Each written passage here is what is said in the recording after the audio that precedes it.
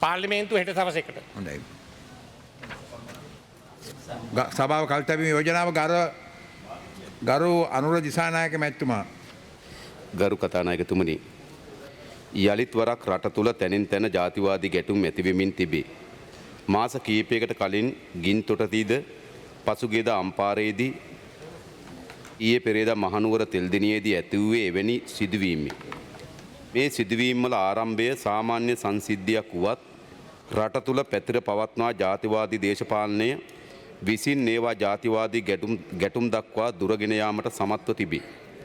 රට තුළ 30 අවුරුදු යුද්ධයක් දක්වා වර්ධනය වූයේ ඊට කලින් ඇති වූ මෙවැනි සිදුවීම් වළක්වා ගැනීමකට එවකට පැවති ආණ්ඩු අසමත් වීම හේතු වෙන්නේ. යලිත් රට තුළ ජාතිවාදී ගැටුම් ඇවලවීමට ඉඩ නොදීමට කවර ජාතියකට අයත් වුවත් අපරාධකරුවන් නීතිය හමුවට පැමිණවීමටත් ජාතිවාදී දේශපාලනය පැරදවීමටත් ජාතික සමගිය ආරක්ෂා කිරීමටත් රජයේ කටයුතු කළ යුතු බව මෙම සභාවට යෝජනා කර සිටිමි.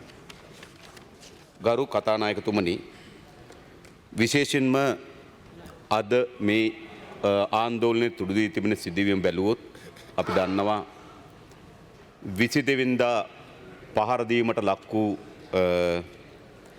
කුමාරසිංහ කියන 42 වැරදි මහත්මයා පසුගිය දෙවනිදා මිය යනවා. එය කුමාරසිරි මහත්මයා සිංහල වන අතර ඒ පහර දීමට භාජන වූ අය මුස්ලිම් අය. විශේෂයෙන්ම මේ ඝාතනය ඒ මිය ගියපු මැද මහනුවර කුමාරසිංහ මහත්මයාට අපේ කනගාටුව ශෝකය අපි පළ කරන්න ඕන. ඒ වගේ මේ සිදුවීම් පදනම් කරගෙන ඊයේ පෙරේදා දෙදින තුළ ඇති වූ සිදුවීම් වලින් තාමත් පහව නොගොස් තිබෙන සිදුවීම් වලින් 28 ඇවරදි අබ්දුල් බාසික් නම් මුස්ලිම් තරුණයෙක් මිය ගොස් තිබෙනවා. ඔහුටත් අපේ කනගාටුව ශෝකය අපි පළ කරනවා. ගරු කතානායකතුමනි, මේ ජීවිතවලට මේ සිදුවීම් වලට අපි කනගාටු වීමෙන් ශෝක වීමෙන් පමණක් පළක් ලැබේවි කියලා අපි විශ්වාස කරන්නේ නැහැ. ඒ මොකද දේශපාලන ව්‍යාපාරයක් හැටියට අපිත් මේ රටේ පොදු ජන ව්‍යාපාර විශාල ප්‍රමාණයක්. අපේ රටේ මේ වර්ධනය වෙමින් තිබෙන ජාතිවාදයේ පරාජයට පත් කිරීම සඳහා බොහෝ කාර්යයන් ඉටු කරලා තිබෙනවා. අපි ඕනෑම සිදුවීමක් අර්ථකථනය කිරීමේදී සහ ඒ සිදුවීම් හරහා මතුවිය හැකි ජාතිවාදී ප්‍රවණතාවයන් පරාජයට පත් කිරීම වෙනුවෙන් සියලු ජන කොටස්වල සම අයිතිය, භාෂාවේ අයිතිය, ආගමය දෙහිමේ අයිතිය, තමන්ගේ සංස්කෘතිකයේ අයිතිය පිළිගන්න දේශපාලන ව්‍යාපාරය. ඒ නිසා අපි කාලයක් මුළුල්ලේම උත්සාහ කරමින් තිබුණා මේ ජාතිවාදයට එරෙහිව ජාතික සමගිය ගොඩනැගිය යුතුයි කියන තේමාව සටන අපි මා රටේ දියත් කරලා තිබුණා. හැබැයි ගරු කතානායකතුමනි, ඒ ශිෂ්ට සම්පන්න සටන, ඒ ශිෂ්ට සම්පන්න දේශපාලනය එක් ජාතිකත්වයක් හුදකලා කොට වෙනස් කොට සැලකීම වෙනුවට සෑම ජන කොටස්වල සාධාරණ අයිතීන් සම ලෙස පිළිගන්නා ශිෂ්ට සම්පන්න දේශපාලනය පරාද වී තිබෙන බව තමයි පෙන්눔 කර තිබෙන්නේ. ඒ වෙනුවට ගෝත්‍රවාදී, ජාතිවාදී, මුග්ධ වියරු ජාතිවාදය ජයග්‍රහණය කොට තිබෙන බව තමයි මේ සිදුවීම් වලින් පෙන්눔 කරන්නේ. ඒ නිසා ගරු කතානායකතුමනි, සිංහල දෙමළ මුස්ලිම් ජනයාගේ ජාතික සමගියත් ඔවුන්ගේ සාධාරණ ආරක්ෂාවත් ඔවුන්ගේ සාධාරණ අයිතීන් සහ ඔවුන්ගේ දේශපාලන අයිතියත් වෙනුවෙන් පෙනී හිටපු දේශපාලන ව්‍යාපාරයක් හැටියට අපට කම්පනයක් තිබෙනවා. අපි තාමත් අසමත් වී තිබෙනවා මේ ජාතිවාදයේ පරාජයට පත් කරන්න. ඒ වෙනුවට මේ ජාතිවාදය ජයග්‍රහණය කොට තිබෙනවා, උස්සන්න වී තිබෙනවා. කවර හෝ දේශපාලන ව්‍යාපාරයක් සංවිධානයක් කල්පනා කරනවා නම් සිංහල දෙමළ මුස්ලිම් ජනතාව අසමගි කොට බෙදා වෙන්කොට අපේ රටේ එකට සිටීමක් ප්‍රාර්ථනා කරනවා නම් ඒ සිහිනයක් පමණයි. මේ ජාතිවාදීන්ට කළ හැකි වන්නේ සිංහල දෙමළ මුස්ලිම් ජනතාව අතර සැකය, අවිශ්වාසය, වෛරය, ක්‍රෝධය වර්ධනය කිරීම පමණයි. සිංහල දෙමළ මුස්ලිම් ජනයා බෙදා වෙන් කිරීම පමණයි. මේ ජාතිවාදීන්ට පුළුවන්කමක් නැහැ ජනතාව අතර සමගිය ගොඩනගන්න. ඒ ජාතීන් කතා කරන භාෂාව අනුව අදහන ආගම අනුව තමගේ සංස්කෘතියෙන් අනුව බෙදිච්ච රාජ්‍යයක් බවට පත් වෙනවා නම් සතුරු කඳවුරු නියෝජනය වෙන ජනරාශීන් බවට පත් වෙනවා නම් ගරු කතානායකතුමනි ඒ රට එකට පවතින්නේ නැහැ. ඒ විතරක් නෙවෙයි එවැනි රටක කිසිදු ජන කොටසකගේ ආරක්ෂාව සුරක්ෂිත වෙන්නේ නැහැ. එවැනි ගැටුම්කාරී රටකට ගරු කතානායකතුමනි කිසිදු අනාගතයක් සුබවාදී අනාගතයක් නිර්මාණය කරගන්න හැකි වෙන්නේ නැහැ. ඒ නිසා අපි කවර ජාතිකත්වයන් නියෝජනය කරත් කවර දේශපාලන ව්‍යාපාරයන් නියෝජනය කරත් අපි හැම දෙනාම ගරු කතානායකතුමනි මේ මුග්ධ වියරු ගෝත්‍රවාදී ජාතිවාදී අපි ප්‍රතික්ෂේප කළ යුතුව තිබෙනවා. හැබැයි ගරු කතානායකතුමනි මේ ජාතිවාදයේ පැන නගින්නේ හුදකලා ලෙස තමන්ගේ සිත තුළ පහළ වුණු ඕපපාතික සිදුවීම් හැටියට නෙවෙයි. මේ ජාතිවාදයේ පිළිබඳව සැබෑ බල වමනාව සහිත දේශපාලනයක් ක්‍රියාත්මක වෙමින් තිබෙනවා. මේ ජාතිවාදය උස්සන්න කරන මේ ජාතිවාදී ක්‍රියාමාර්ග වලට හවුල් වෙන මේ ජාතිවාදයේ තමන්ගේ මහා උත්තුංග දේශපාලනයක් යයි සලකන අයගෙන් පිරිසක් මේ පිටුපස තිබෙන දේශපාලන වමනාව දන්නවා. මේ යම් දේශපාලන වමනාවක අනුව හැසිරෙන බව දන්නවා. ඒ වගේම මෙම ජාතිවාදී ගැටුම් පිටුපසින බොහෝ දෙනෙක් එම දේශපාලන වමනාව දන්නෙත් නැහැ. එනිසා මේ හුදකලා ලෙස ඕපපාතික ලෙස කොහේ හරි තරුණයෙක්ගේ ඔළුවේ මතුවෙන මනස්ගාතයක් වෙනුවට මෙය පැහැදිලි දේශපාලන වමනාවක් වෙනුවෙන් දියත් වෙමින් පවතිනවා. එනිසා මේ ජාතිවාදයේ පදනම් කොටගත්තු දේශපාලනය අපේ රටේ යටිබිම් තලයේ ක්‍රියාත්මක වෙමින් තිබෙනවා. ඒ විටක උඩ කරලියට එනවා, තව විටක යට කරලියට යනවා. තව විටක උස්සන්න වෙනවා, තව විටක යටපත් වෙනවා. හැබැයි ගරු කතානායකතුමනි උස්සන්න වෙමින්ද යටපත් වෙමින්ද මෙම ජාතිවාදී දේශපාලනය වර්ධනය වෙමින් පවතිනවා. මේක ඇත්ත. මේක අතිශය විනාශකාරී විෂකුරු ලෙස පැතිරෙමින් වර්ධනය වෙමින් පවතින තත්ත්වයක් තිබෙනවා.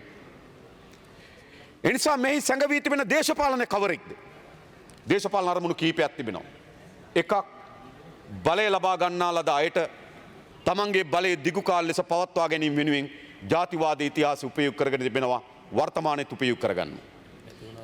බලය අහිමි වූවන් තමන්ගේ බල න්‍යාය පත්‍රය අත්පත් කර ගැනීම වෙනුවෙන් බල ව්‍යාපෘතිය ජාතිවාදය හරහා දියත් කරමින් තිබෙනවා. එනිසා ගරු කතානායකතුමනි එකිනෙකට ප්‍රතිපාර්ශ්වය වුණා. ආණ්ඩුව තමන්ගේ බලය පවත්වා ගැනීම වෙනුවෙන් හිතාමතා මේ ජාතිවාදී ප්‍රවණතාවයන් වර්ධනය වෙන්න ඉඩකඩ දෙනවා. එසේ නැතිනම් වර්ධනය වීම දැක්කේ නෑ වගේ අහක බලාගෙන ඉන්නවා. මේක ඇත්ත තත්ත්වය. මම කියන්න තමුන්නාන්සේට සාධකත් එක්ක පිළිගන්නේ නැත්නම් පිළිගන්න වෙනවා. තමුන්නාන්සේලා ආර්ථික වශයෙන් අසමත් වෙච්ච රාජ්‍යයක් ගොඩනගලා තිබෙනවා. තමුන්නාන්සේලා ජනතාවගේ පොදු ජනතාවගේ අයිතිවාසිකම් සුරක්ෂිත කරගන්න බැරි රාජ්‍යයක් ගොඩනගා තිබෙනවා.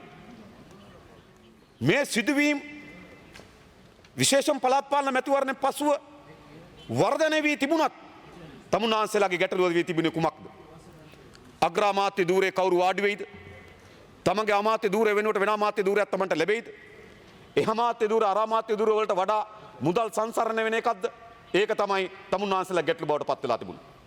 තමුන්නාන්සේලාගේ බොහෝ අය පෞගේ දවස්වල මාධ්‍ය හරහා කරපු සෑම ප්‍රකාශයක් පිටපස්සෙම තිබුණේ. අනතාව පිළිබඳ තමුන්නාන්සේලාගේ තියෙන වගකීම සහ බැඳීම නෙවෙයි. තමුන්නාන්සේලාගේ හැම ප්‍රකාශයක් ඇතුළෙම තිබුණේ පෞද්ගලිකව තමුන්නාන්සේලාගේ බල ව්‍යාපෘති ආරක්ෂා කරගන්නේ කොහොමද? දියත් කරන්නේ කොහොමද කියන උවමනාව. අගමැතිකම රැකෙයිද නැද්ද? වෙන කෙනෙක් වාඩි වෙයිද නැද්ද? තිබුණු අමතකම රැකෙයිද නැද්ද? ලොකු අමතකමක් ලැබෙයිද නැද්ද? ජනාධිපතිවරයාට තවසරයක් ජනාධිපති වෙන්න පුළුවන් වේද බැරිද? එනිසා රටේ ජනතාව පිළිබඳවත් ජනතාවගේ අයිතීන් වාසිකම් පිළිබඳවත් බැඳීම මුළුමනින්මත් කරන ලද තමුන්නාන්සේලාගේ පටු බල වමනාව වෙනුවෙන් පසුගිය මාසේ දැන් මැතිවරණයෙන් පසු කාල පරිච්ඡේදය දියත් වෙමින් තිබෙනවා. මැතිවරණය පෙරත් එහෙමයි. එනිසා තමුන්නාන්සේලාට මේ සිදුවීම එක පසකින් අදාළ නැහැ. එක පසකින් තමුන්නාන්සේලාට මේ සිදුවීම ආශිර්වාදයක්. ආශිර්වාදයක්. සිංහල දෙමළ මුස්ලිම් ජනයාගේ අස්වැල්ල නෙල්ල කාලය ඇවිල්ලා තිබෙනවා. සමහර කන්න 3-4ක් වගා නොකර වගාවක් කරන කන්නය. හැබැයි තමුන්නාන්සේලා එක අමාත්‍ය මණ්ඩලයක කතා කරාද එක පොදු සාකච්ඡාවක් කතා කරාද මෙවර වී මිලදී ගන්නේ කොහොමද කියලා. ඒ ප්‍රශ්නෙට සිංහල දෙමළ මුස්ලිම් කවුරුත් මුහුණ දෙනවා. උපාධිධාරීන් විශාල ප්‍රමාණයක් ඉන්නවා රැකියා විරතභාවයට පෙළීලා. 50000කට අධික ප්‍රමාණයක්. ඒකේ දෙමළ මුස්ලිම් සිංහල තරුණයෝ ඉන්නවා. තමුන්නාන්සේලා ඒ ගැටලු වලට විසඳුම හොයනවා. විශාල සෞඛ්‍ය අනාරක්ෂිතතාවයකට අපේ රටේ ජනතාව වෙලිලා තිබෙනවා. ඒ සෞඛ්‍ය අනාරක්ෂිතතාවයේ සිංහල දෙමළ මුස්ලිම් කවුරුත් පහළ පන්තියේ ජනයා නියෝජනය කරනවා. ඒ සඳහා තමුන්නාන්සේලා විසඳුම් හොයනවාද? අපේ රටේ තමන්ගේ අයිතිවාසිකම් පිළිබඳව විශාල ගැටලුවකට පොදු ජනයා මුහුණ දී තිබෙනවා. ඒ පිළිබඳ තමුන්නාන්සේලා කොයිතරම් ප්‍රමාණික සැලකිල්ලෙන් අවධානය යොමු කරනවද? නැහැ. ඒ නිසාද සිංහල දෙමළ මුස්ලිම් සියලු ජනයාගේ අරගලයේ බවට පත් විය යුතු තිබුණි. තමන්ගේ අයිතිවාසිකම් දිනා ගැනීම සඳහා වූ සටනක්. සිංහල දෙමළ මුස්ලිම් ගොවි ජනතාවට, සිංහල දෙමළ මුස්ලිම් රැකියා විරහිත තරුණයාට, සිංහල දෙමළ මුස්ලිම් සෞඛ්‍ය අනාරක්ෂිත බවට පත් වී තිබෙන ජනයාට එකට සාමූහික අරගලයක් තිබුණා. හැබැයි තමුන්නාන්සේලා හරි සතුටුයි ඒ අරගලේ තමුන්නාන්සේලාට එල්ල වෙන්නේ නෑ අද. ඒ වෙනුවට සිංහල ජනයා මුස්ලිම් ජනතාවට එරෙහිවත්, මුස්ලිම් ජනයා සිංහල ජනයාට එරෙහිවත් වෛරය, ක්‍රෝධය, සැකය, අවිශ්වාසය වර්ධනය කරන සමාජයක් ගොඩනගා තිබෙනවා. මේ සියලු දෙනාගේ විරෝධය තමුන්නාන්සේලාට එල්ල වෙන්න තිබියදී තමුන්නාන්සේලා විසින් මොකද කරන්නේ? සිංහල ජනයා මුස්ලිම් ජනතාවට එරෙහිවත්, මුස්ලිම් ජනයා සිංහල ජනතාවට එරෙහිවත් පෙළගස්සනවා. තමුන්නාන්සේට ආශිර්වාදයක් නෙවෙයිද? තමුන්නාන්සේලා දිසාවට එල්ල විය යුතු අර්බුදය, තමුන්නාන්සේලා දිසාවට එල්ල විය යුතු අභියෝගය, තමුන්නාන්සේලා ඒ ගැටුම් හරහා පාල පන්තිය නියෝජනය කරන ජනතාව අතර ගැටුම් බවට, ජනතාව අතර අවිශ්වාසයේ සැකේ බවට වර්ධනය කොට තිබෙනවා. ඒ නිසා තමුන්නාන්සේට ආශිර්වාදයක් බවට පත් වී තිබෙනවා මෙම ජාතිවාදී ගැටුම්. ඒ නිසා මා පසුව කියන්න තමුන්නාන්සේලා මේවට දායක වුණේ කොහොමද, ආරක්ෂා කරේ කොහොමද, මේ වර්ධනය වෙන්නේ ඉඩ හැදුවේ කොහොමද කියලා. ඒ නිසා මේක තමුන්නාන්සේලා අත්හරින්න බැරි වගකීමක්. 1. 2.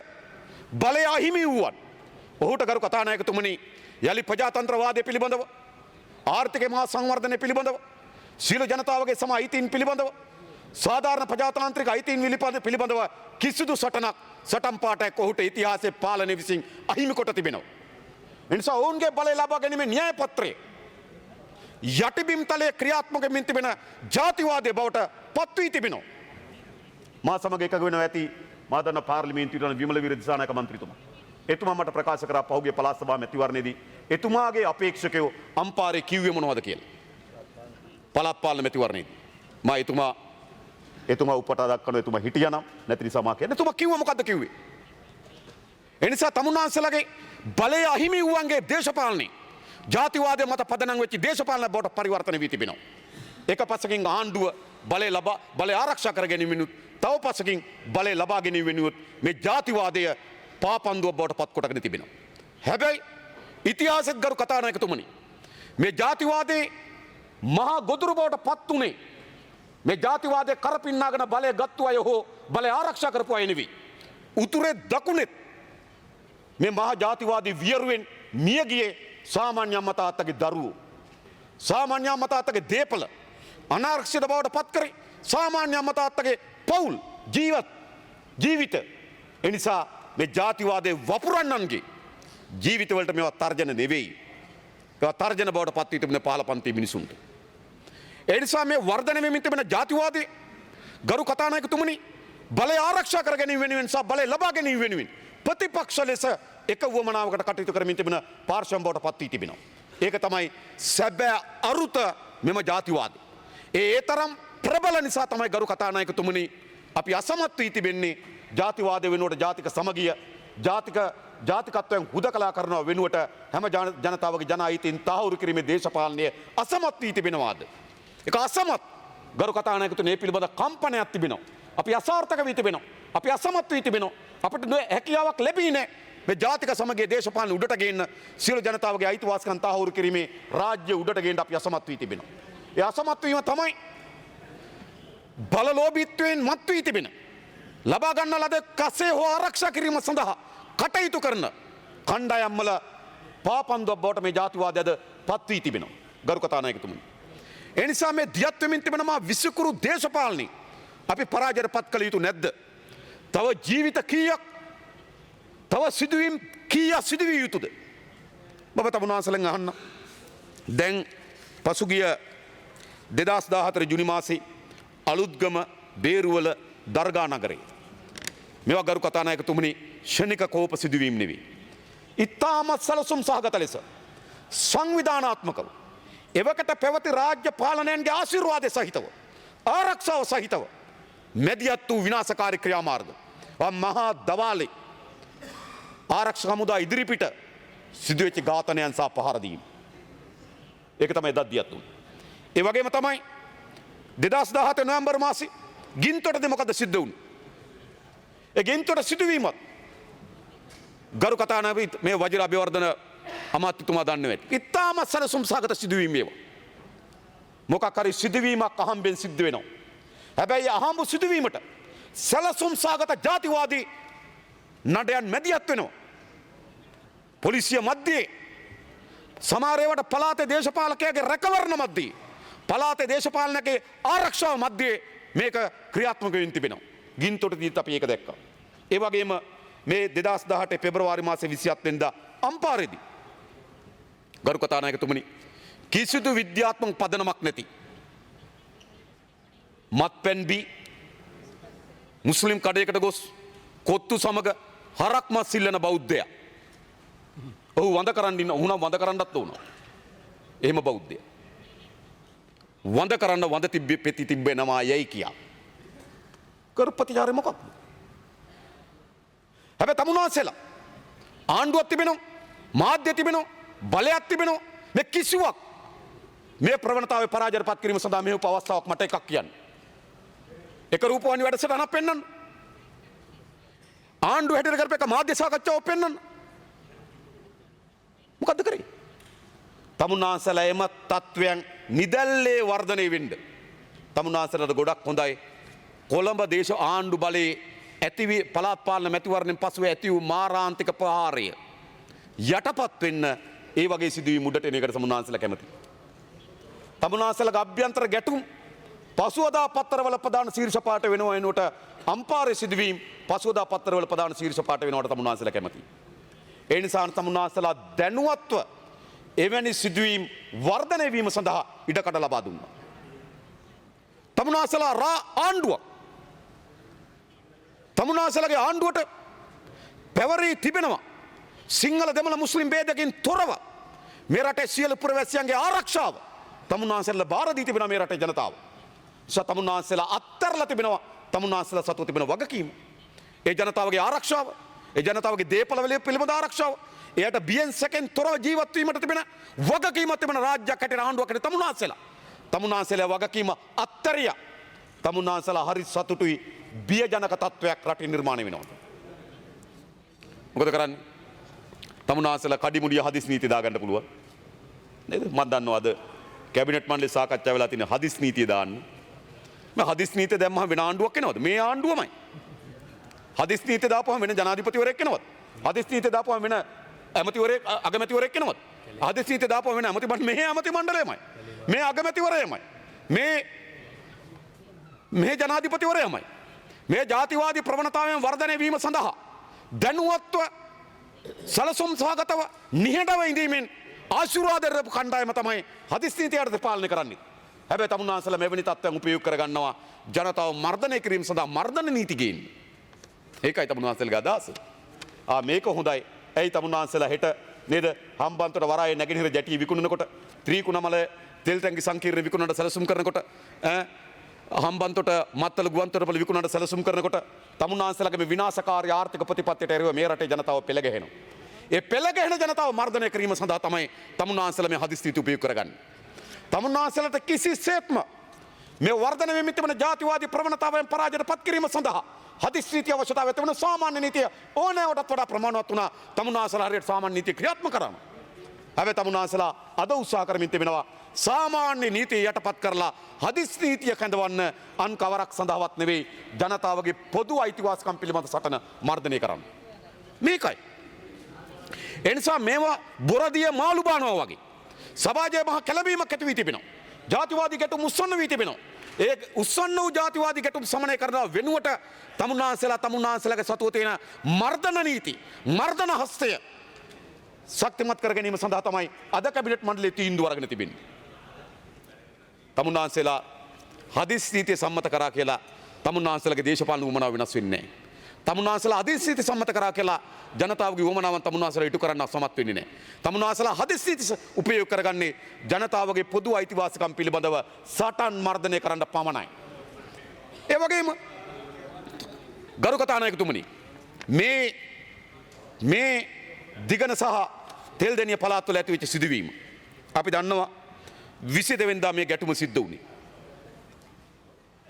සිංහල රියදුරෙක් සහ මුස්ලිම් තරුණයන් ගමන් කරපු ත්‍රිවිල් රථයක් අතර පාරේ ඇතිවෙච්ච ගැටුමක් දුරදිග ගොස් සැලසුම් කොට රැකවලා සිට ඒ කියන්නේ පාර වහමින් එනකන් සිට අල්ලා පහර දී මාරාන්තික තුවාල ඇති කරනවා 22 වෙනිදා රෝහල් ගත වෙලා නේද දෙවෙනිදා දක්වා නේද දින 10කට ආසන්න කාලයක පසු ඔහු මිය යනවා.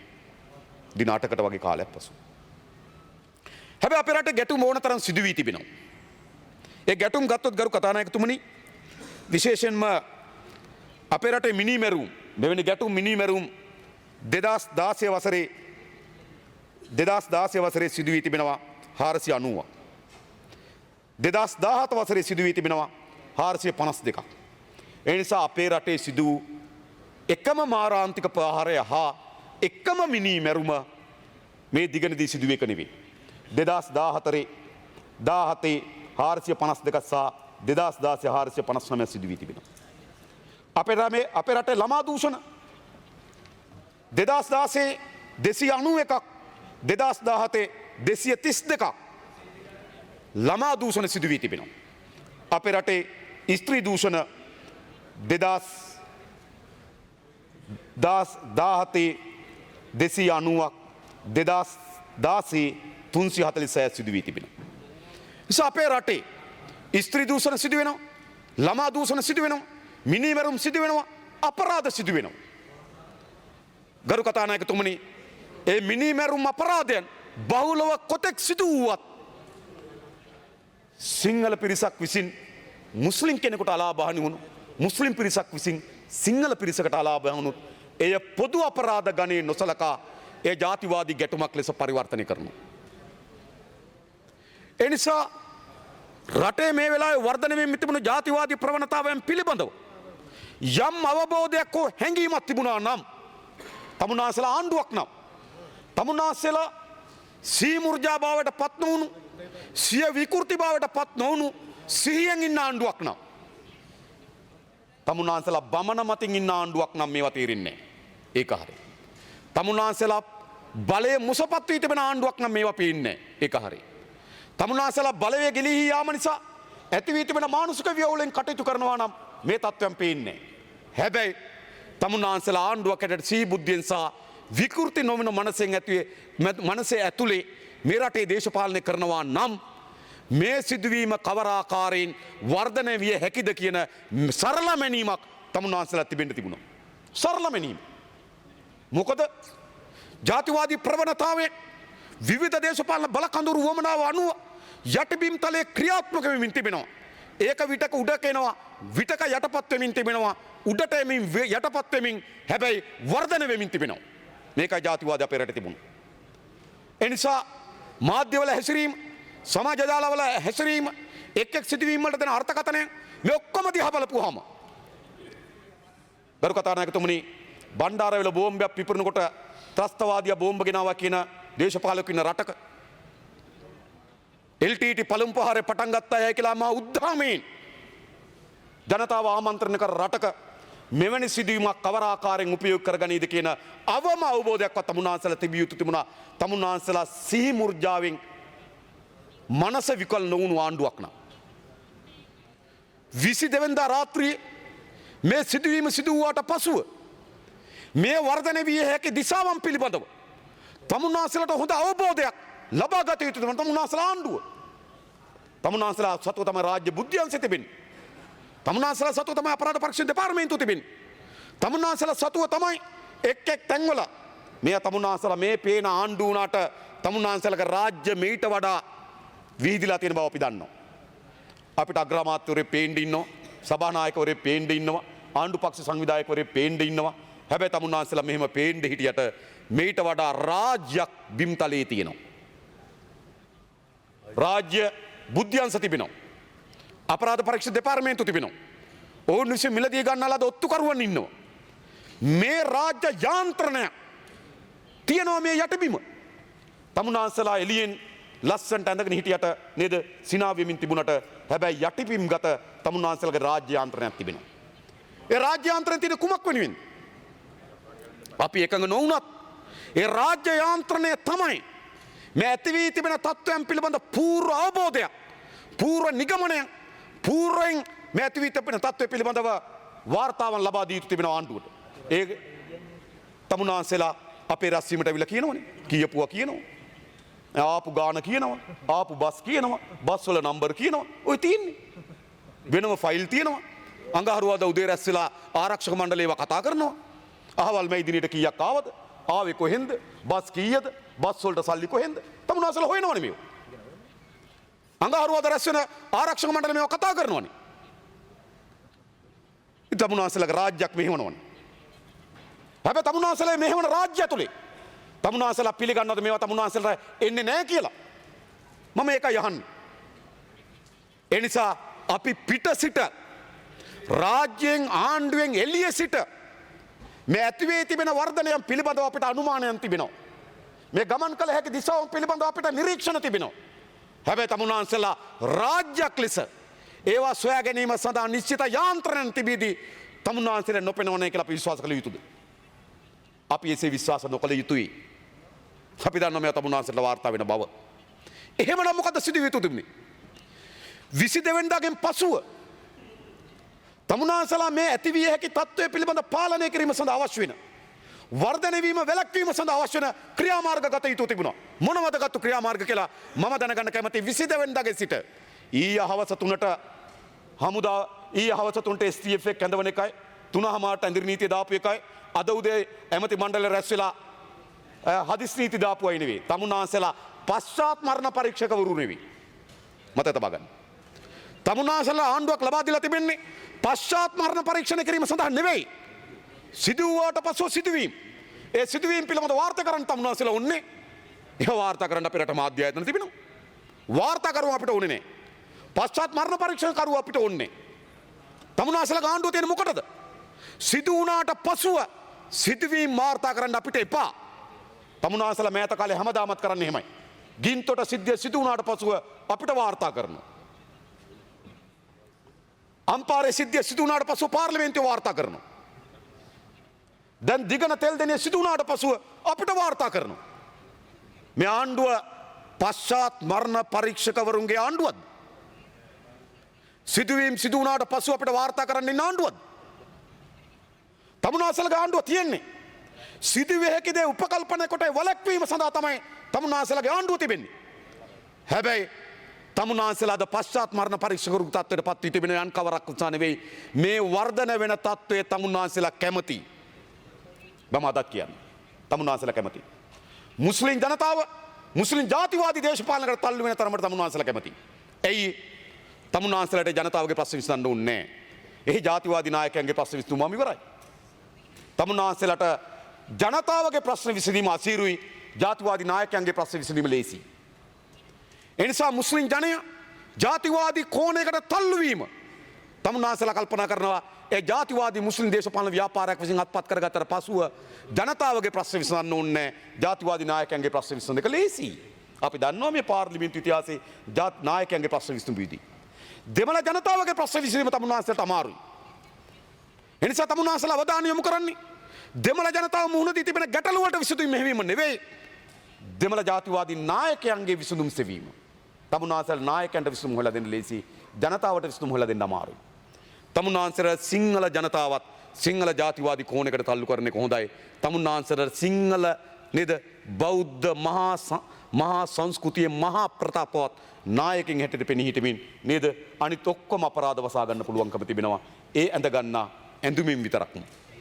ඒ නිසා තමුන්නාන්සලා ජනතාවගේ ගැටලු විසඳනවා වෙනුවට මේ ජාතිවාදී දේශපාලනය වර්ධනය වෙන එක තමුන්නාන්සලට හිත කරයි.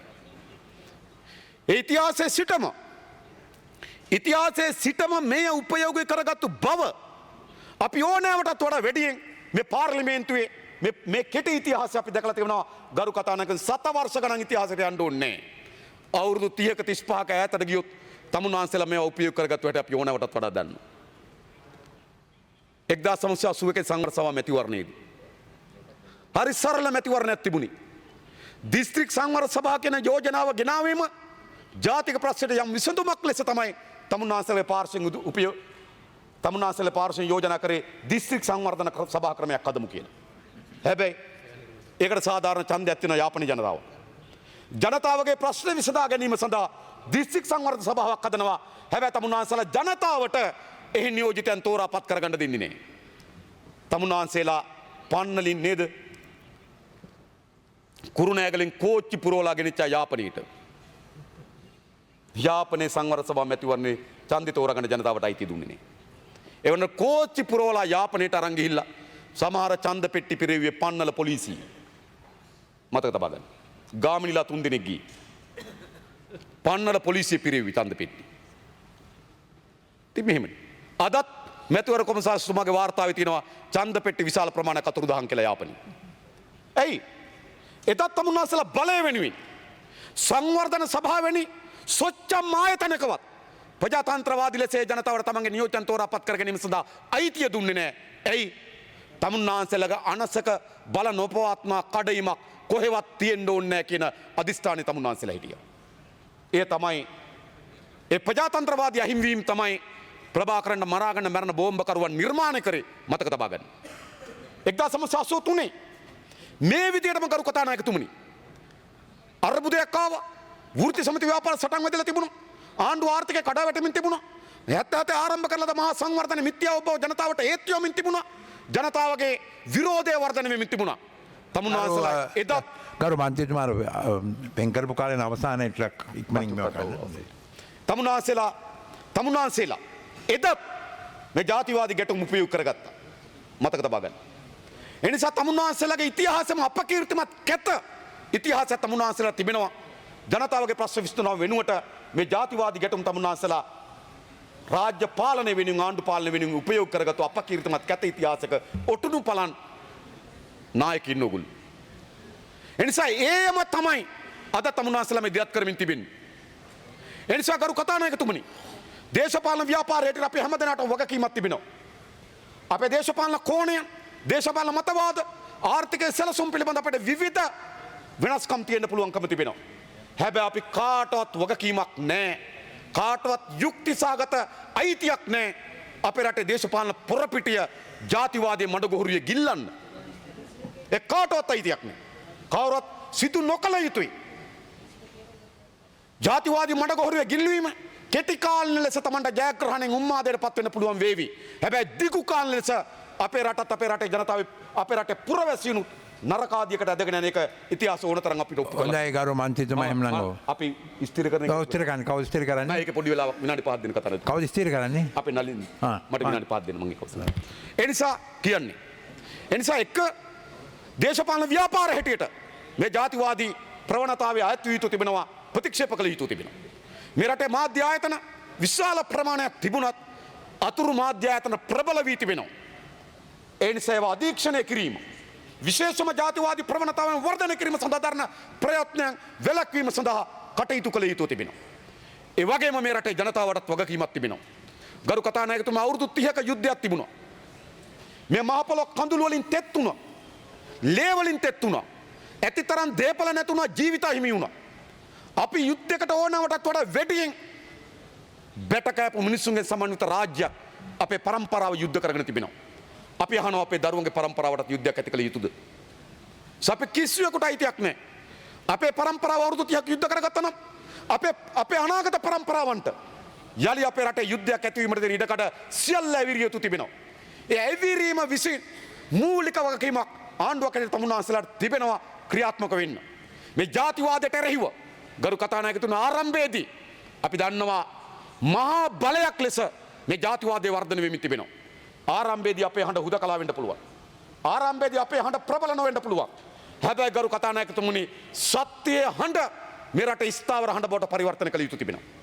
ඒ නිසා තමුන්වහන්සේලා දැන් මේ දිගන සහ තෙල්ඩෙනි මේ අවසන් සිදුවීම් බවට පරිවර්තන කිරීමේ වගකීම තමුන්වහන්සේලා තියෙනවා. කිසිදු ජාතිවාදීකට තමන්ට රිසිසේ ගෙවල් ගිනි තියලා කට ගිනි තියලා පුරවැසියන්ට තර්ජන එල්ල කරලා බියංකාර තත්ත්වයක් හදලා රිසිසේ ඔවුන්ට මේ රටේ ඔහේ ඕන දෙයක් කරන්න ඉඩකඩ තමුන්වහන්සේලා සකස් කරන්න දෙන්න ලෑස්තිද? ගරු කතානායකතුමා මම නැවතත් කියන්නේ මේක සෙනක සිදුවීමක් නෙවෙයි. මේ ඒ මොහොතේ ඇතිවෙච්ච ගැටුමක ප්‍රතිඵලයක් හරි ඒ මොහොතේ සිදු වූ අනතුරක ප්‍රතිඵලයක් නෙවෙයි. සිදුවීම සිද්ධ වෙන්නේ 22 තරුණ මේ යන්නේ 2 හැබැයි ගිනි තැබීම් පෙරේදා රාත්‍රියේ පටන් ගන්නවා. ඊයේ දවල් පොලිසිය ඉදිරිපිට මහා මාර්ගයේ පොළු අරගෙන මූණු වසාගෙන ගරු කතානායකතුමා මේක සැලසුම් සහගත ගිනි තැබීමක් මතක තබා ගන්න. මේක සැලසුම් සහගත ගිනි තැබීමක්. මේ ඕපපාතික ලෙස හුදකලා ලෙස සිදුවීමක් ලෙස මතු ෂණික කෝපයක් නෙවෙයි. මේ සැලසුම් කොට තිබෙනවා. සංවිධානාත්මක කැඳවා තිබෙනවා. සංවිධානාත්මක මුණු ආවරණය කරගෙන තිබෙනවා. සංවිධානාත්මක පහර දීම සඳහා අවශ්‍ය උපකරණ ගෙනත් තිබෙනවා. සංවිධානාත්මක ගිනි තැබීම සඳහා උපකරණ ගෙනත් තිබෙනවා. සංවිධානාත්මකව පලා යාම සඳහා සැලසුම් කොට තිබෙනවා. ඒ නිසා මේ ජාතිවාදයේ සංවිධානාත්මකව එල්ල කර ප්‍රහාරයක් මෙතන තිබෙනවා. ඒ නිසා කවර වර්ගයේ ජාතිවාදයකට වුවත් ගරු කතානායකතුමනි අපේ රටේ නීතියේ තිබෙන බලවත්ම කරුණු වලින් ක්‍රියාත්මක විය යුතු කියන යෝජනාව අපි කරනවා. උන්වහන්සේලා ක්‍රියාත්මක නොකරන බවත් අපි දන්නවා. ඒ නිසා මේ රටේ පොදු ජනතාවට වගකීමක් තිබෙනවා. මේ ජාතිවාදී දේශපාලනය ප්‍රතික්ෂේප කොට ජාතික සමගියත් සියලු ජනතාවගේ අයිතිවාසිකම් වෙනුවෙන් දේශපාලනය අපේ රටේ පොදු දේශපාලන බවට පරිවර්තනය කිරීමේ වගකීමට අපි කවුරුත් උරදිය යුතුයි කියලා කල්පනා කරනවා. බොහොම ස්තුතියි. බොහොම ස්තුතියි ගරු කතානායක.